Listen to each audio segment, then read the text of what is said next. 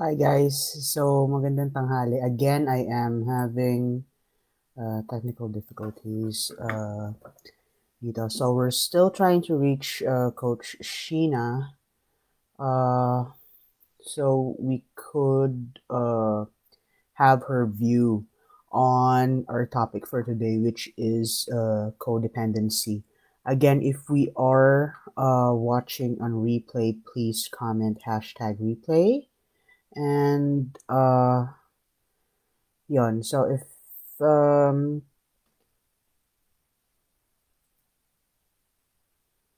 okay, if there's anyone who's watching right now, please drop me a comment or drop me a wave para alam natin kung sino yung mga nandyan. Again, codependency kasi na ramdaman namin na it's like nagiging talamak na siya sa ating mga hindi lang sa ating mga Pilipino but uh, sa lahat ng mga nangyayari ngayon. Okay, so it's not really that healthy. Before magagamit lang yung term na codependency pagdating doon sa mga close relationship sa mga addict. But now I think it pretty much applies to anyone. Okay? Pwede sa mga relationships natin. So, minsan hindi natin namamalaya, nagkakaroon na pala tayo ng codependent relationship. Okay? So, I'm just checking on them really, really quick here. Tingnan natin kung ano nangyayari. So I hope that everybody is having a good weekend. Kung nanananghalian man kayo, pwede ninyong i-comment kung anong ulam niyo dyan so we have something to talk about. Again, tomorrow I'm gonna be having a live session. Again, I think it's gonna be a two-part live session on one moment here.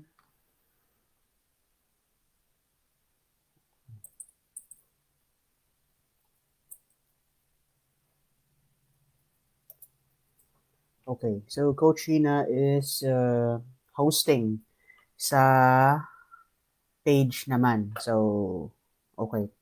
So again, codependency is about Coach Sheena, if you're watching, you can drop me comments so I know your view and whatnot. And seriously, one life should have an IT department. Okay. So codependency refers to a psychological construct involving an unhealthy relationship on unhealthy relationship with like addicts or whoever na na uh, umaasa lang palagi sa atin. Alright. So bakit ba merong mga nagkakaroon ng codependent relationship? Sila yung mga tao that enables the bad habits. Kumbaga, sila yung mga nangungonsente pero unknowingly is nakukonsente nila yung mga wrongful actions natin. So, like have I got codependence in my life? Yes, meron. Meron din naman meron din naman mga hindi. Okay? So, my family were never like codependents when I was using drugs or gambling. They never were codependents. Hindi nila ako ginawa nila lahat ng paraan para tumigil ako. Alright? So, yun. Sabi nga nila, isa sa pinakamahirap na parte ng isang relationship is kapag ka meron ka kasing kapamilya. Sabi kasi mga Pilipino, ah, lagi nating sinasabi na halimbawa, meron tayong mga kasamahan sa bahay natin na hindi naman sila nagtatrabaho kahit kailan, wala na sila talagang gana na mabuhay, nagtotong-its na lang sila sa kalye, nag-ML na lang sila, hindi nag-apply ng trabaho, mga ganun. Nade-develop din nila yung mga codependent relationship, yes. So, ini-enable natin sila na gawin yung mga bagay na yun. So, parang hindi natin hindi natin sila pinupush doon sa limit or hindi natin sila pinupush para to do better with their lives. Sa halip, kinakadel pa natin sila. Okay? So, sabi nga nila, merong mga signs yung codependency. Pero isa ba tong trait? Isa ba tong personality disorder? I couldn't really speak to that, but there is such a thing as a codependent personality disorder. The concept now of codependency does still apply to families with substance abuse issues, but is used also to refer to other situations too. So the main concept of codependency is like busy taking care of others and then they forget to take care of themselves totally, resulting in a disturbance of identity development. So, yun ay according kay Knudsen and Terrell of 2012. So, yun nga. So, hindi na nagiging healthy for both parties, di ba? Minsan, meron kaming mga kliyente na sinasabi nila, lagi na lang ako inuuna ko na lang sila palagi, lagi na lang sila sa akin nakaasa, pero kulang pa rin ako. Bakit ganon? So, ang nangyayari is, parang nagkakaroon sila ng issues sa sarili nila, although lahat naman ng kaya nila talaga ay ginagawa nila just to help out. I'm going to focus on addiction, codependency. Okay? Kasi, di ba, nasabi nga natin dun sa mga profiles of an addict, ano yan, merong sinungaling, merong manipulador, merong con artist, yan. So, lahat ng mga naging addict sa kahit anong bagay, drugs, alcohol, gambling, sex, 'di ba? ML, 'di ba? Lahat 'yan merong ways on how to manipulate people on doing what they wanna do. Uh, what they wanna do best. Right? Just to use, pag wala ng pera, mabait, maglilinis ng bahay, maghuhugas ng pinggan, pag nakita ni nanay, "Hi nay, pagod na pagod ako, kailangan ko ng pera." Si nanay naman, "Ang bait-bait mo naman ngayon, ito bibigyan kita ng 500 dahil naghugas ka ng pinggan at napagod ka." Yung 500 ay tinakbo na doon sa kanyang dealer, wala na. Okay? So, um, it's like, this is just gonna be like a cycle, a vicious cycle, and it's gonna be a vicious cycle. Hi to Jack Casolero and to Coach Sheena Tumampil. Hi, Coach. Again, if you're watching on replay, please comment hashtag replay. Yes, this is very, very informative kasi minsan hindi natin namamalayan na nakukonsente na pala natin or we are codependents na pala, di ba? So, yeah, thank you for that comment, Jackie. Yan.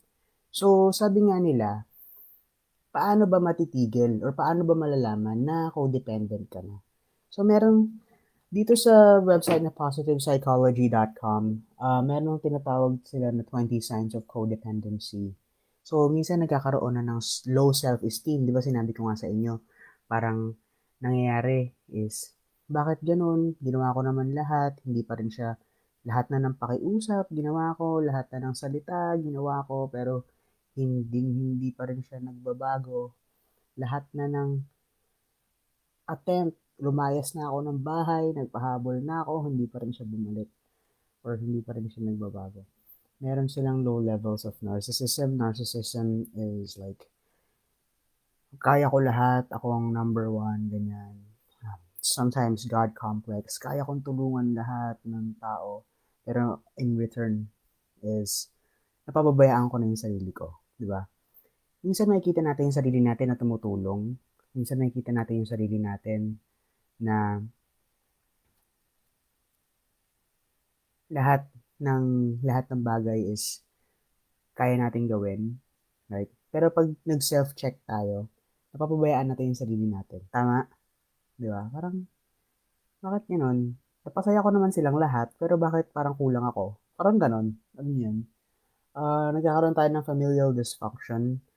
Merong mga anak na nakapisan pa rin sa kanilang mga magulang, though it's also a very Filipino culture na sama-sama tayo sa isang bahay, gano'n. Ah, ang nangyayari kasi is, I'm not saying that it's wrong, it's really fun, and it's really enjoyable at times. Pero 'pag dumating na kasi na meron ng pamilya yung tao, tapos magkakasama pa rin kayo sa bahay, siyempre nagka-clash, 'di ba? So, nagkakaroon ng mga kampi-kampihan, kahit na mali ka, siyempre kakampihan ka ng nanay mo, ng tatay mo, ng kapatid mo. Tapos, anong mangyayari, 'di ba? Kahit na nirereklamo ka na ng asawa mo, kakampihan ka ng pamilya mo dahil doon kayo nakatira, so walang magagawa yung asawa mo. And it's really very sad that families are a lot of families are undergoing this unknowingly na nagiging codependent na pala sila, di ba? So, nagkakaroon din minsan yung mga codependents ng depression. Like, kagaya nga ng sinabi ko kanina, as a product of, as one who's recovering from addiction, um, tinatanong nila talaga kung ano yung nagawa ko, ano yung hindi ko nagawa, bakit nagkaganito yung anak ko, bakit nagkaganito yung pamangkin ko or yung mahal ko sa buhay, di ba? So, they also start to question themselves.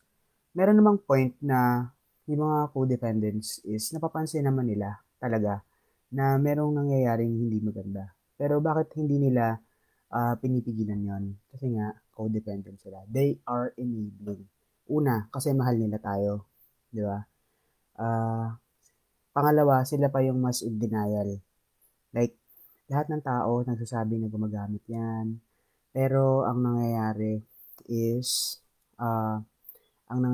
is, no, hindi yan gumagamit. Mas naniniwala ko sa mga sinasabi niya. Eh, manipulador nga eh, di ba? So, manamamanipulin natin sila. Sabi ni Kuya Joben Uy, hi Kuya Joben, I miss you so much. Sabi niya, over familiarity cause clash sometimes. Tama, di ba? Kapag sasabihin natin, nako, pamilya ko naman yan eh, di ba? Hindi ako papabayaan yan or sanay na ako sa kanila, ganyan. So, ang nangyayari is, nasasamantala na pala natin yung mga codependents natin. And same thing as dun sa codependents is nagkakampi-kampihan na pala sila para ma-enable yung isang tao na kailangan ng tulong. Okay?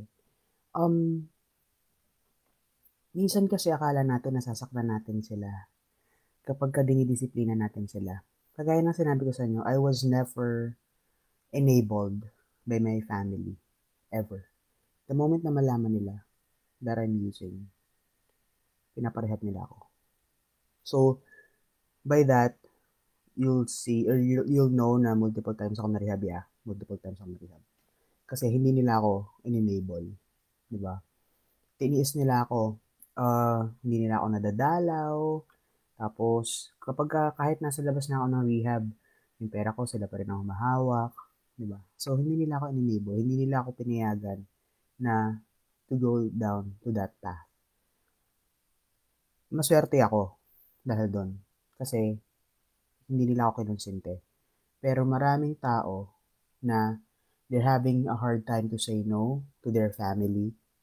Dadalhin nilang nila sa rehab. Sila pa yung talaga yung nasasaktan. For those who's like in active addiction right now, gusto ko lang sabihin sa inyo na kung gusto kayo iparehab ng parents ninyo, kung masakit sa inyo yon, mas masakit sa kanila yon. Kasi hindi naman nila gusto yun, diba? Pero that's the only way to pull you away from that environment. Kasi ang una-una, kailangan abstinence. Di ba? So, yung iba naman, hindi na sila nagkakaroon ng boundaries. Nababalitaan niyo ba minsan yung mga magulang or asawa na sinasaktan ng kanilang mga asawa, magulang na sinasaktan ng kanilang mga anak? Bakit nila 'to pinapayagan? Kasi they've developed that low self-esteem na hindi sila makalaban or dahil minsan pa nga sinisisi nila yung sarili nila, eh. Kasalanan ko naman talaga kung bakit niya ako sinaktan or kasalanan ko naman talaga kung bakit niya nagawa yun. Kasalanan ko naman talaga kung bakit siya nagalit. Kasalanan ko naman talaga kasi hindi ko siya binigyan ng pera, di ba? The point of being in a codependent relationship is para dun sa tao that is dependent, hindi siya nagkakaroon ng chance to grow within her or himself. Doon naman sa codependent is hindi siya nagkakaroon ng pagkakataon na ah, na alagaan yung sarili niya. Lagi na lang siyang doon, lagi na lang siyang doon, ah, doon nakabase na nagkakaroon siya ng self-worth because he's helping or she's helping the dependent relationship. Pero sabi ko nga sa inyo, kapag ang relasyon is one way, nakadepende lang sa isa, there will come a time na babagsak yung sinasandalan ninyo. Okay? So, sabi ni Kuya Joben, hindi nila alam na i-approach tayo. Yeah, kasi minsan, 'di ba, one profile of an addict is irritable. So, minsan may sasabihin lang sila galit na tayo kaagad. Ah, totoo naman 'yon, 'di ba? The best thing how to approach a person is to ask to make them aware of what the problem is. Parang napapansin ko yata na palagi ka na lang galit, meron ka bang gustong pag-usapan? Napapansin ko yata na meron kang palagi kang walang pera, siguro never ever tell them na siguro nagsashabu ka na naman or siguro naggagamble ka na naman or siguro uminom ka na naman. Wag. It's never healthy to to blatantly accuse them of doing something kasi baka wala naman talaga, 'di ba?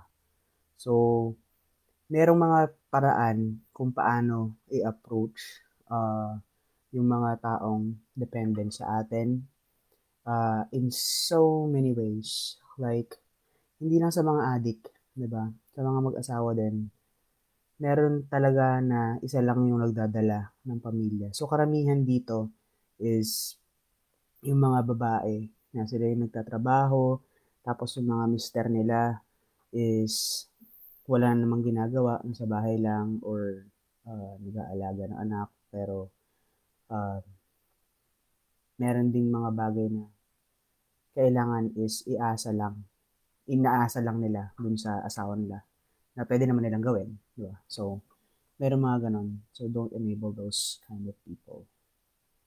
Ang nangyayari is how to stop being a codependent. Ganito lang yon. You just have to say no. And tough love. Yun lang ang pinaka nakikita kong paraan. Ang daming sa internet ng how to stop codependency, how to stop being an enabler, ganyan-ganyan. Pero ang nangyayari is, isa lang naman talaga dapat ang gawin natin. Tough love. If we love that person, we should always, if we love that person, we should always put that person's uh, health before our feelings. So, yung growth ng tao na yon before our feelings. 'Di ba? Um, sasabihin, in an addictive relationship, we just have to let them bottom out. Kapag wala nang tutulong sa kanya, kapag wala na siyang mapuntahan, pag wala na siyang makain, believe me, bottoming out will create a new perspective. Kasi once you bottom out, wala ka nang ibang pupuntahan eh. Wala nang pababayan eh, di ba? Once you bottom out, all you have to do is to go up. Yun nga yung palagi kong sinasabi. So, tiisin ninyo sila. Tiisin ninyo sila. Ah, mas gusto, kasi ganito eh, um, mas gusto nyo ba na maayos yung relasyon ninyo, pero dependent siya sa'yo? Sabi ko nga palagi ko nga sinasabi, merong mga tao na sinasabi nila, hindi ako mabubuhay nang wala yan kasi mahal na mahal ko siya. Hindi ako mabubuhay nang hindi siya kasama kasi mahal na mahal ko siya. Like, anong klaseng pagmamahal yun? 'Di ba? Na hindi yung pagmamahal eh. Yung tinuruan mo lang maging dependent sa yung tao. Sabi ko nga, yung mga magulang, kung mahal ninyo yung mga anak ninyo, ang unang-unang dapat ninyong gawin ay turuan sila na to exist, na kahit wala na kayo, mabubuhay sila sa mundo. Na kahit na mag-isa na lang sila, kaya nilang mabuhay at tumayo sa kanilang sariling paa. 'Di ba? Yun yung magandang klaseng pagmamahal.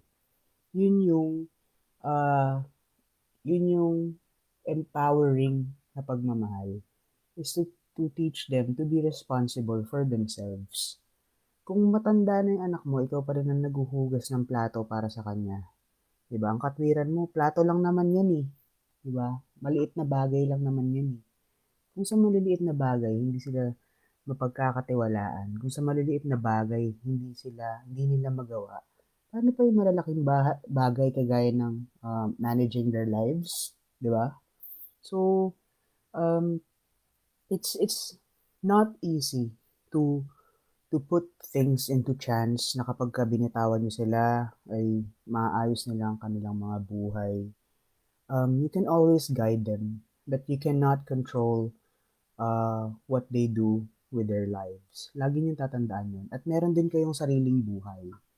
Okay? Stop living for another person's life. Okay? And you can never want more for another person more than what they want for themselves. Tandaan niyo yan.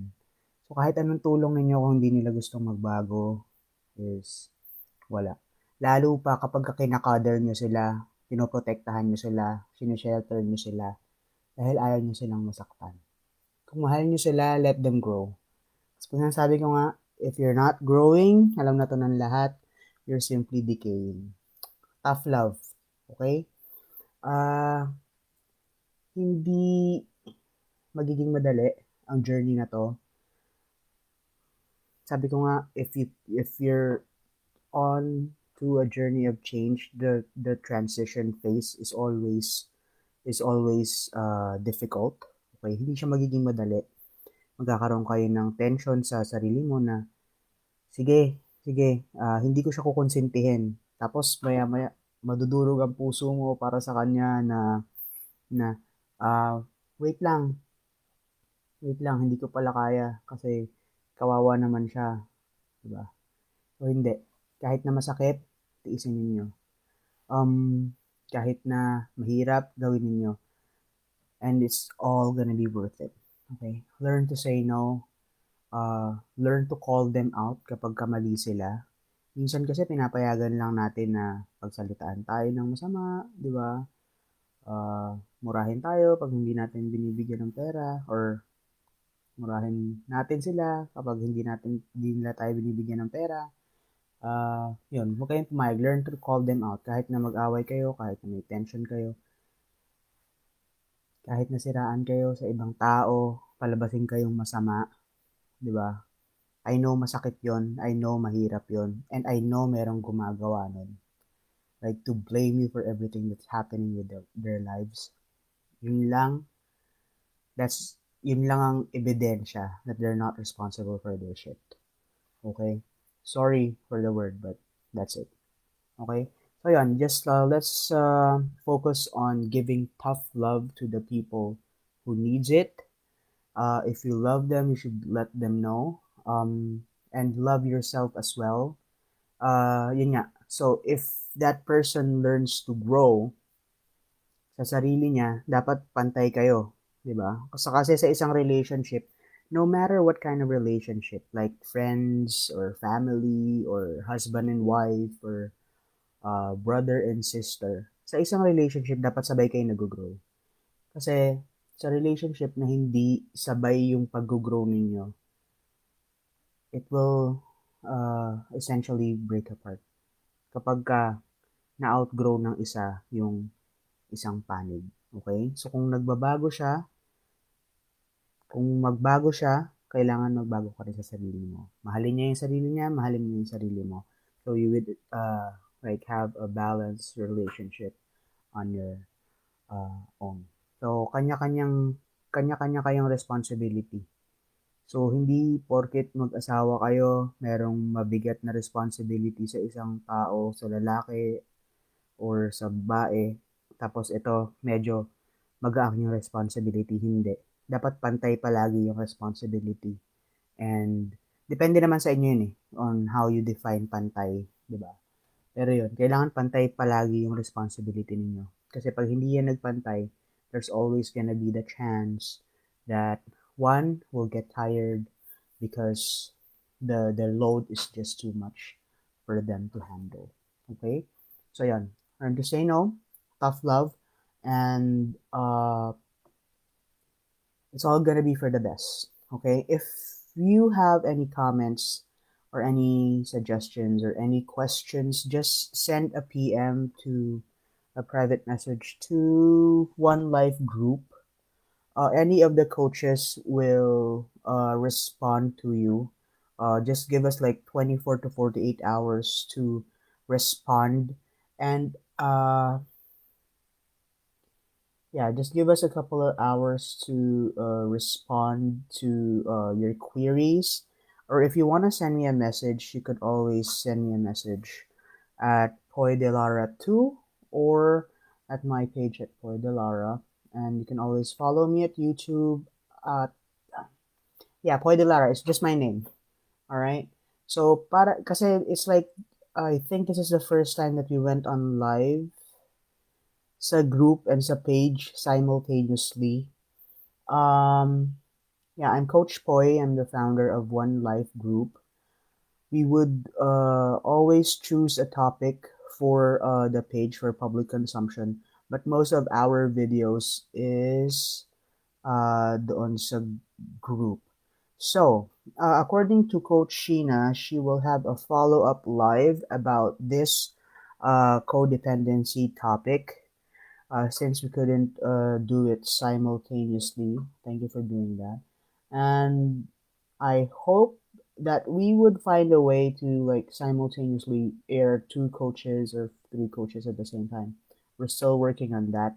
This is a growing group. Okay, and thank you for your patience and thank you for uh, being with us sa lahat ng ginagawa nating One Life Sabado Life. So tomorrow for our wait lang. Kasi I have to yeah. So tomorrow I have to cut the topic on blocks to healthy communication. It's really a long topic, so I might cut it into two parts. So part one is gonna be tomorrow, and tomorrow is also gonna be Ask Me Anything Sundays. Okay, and yeah. So as the title says, Ask Me Anything Sundays. So it's gonna be like 12 noon Manila time. I'll see you all tomorrow, and kapit lang. Thank you.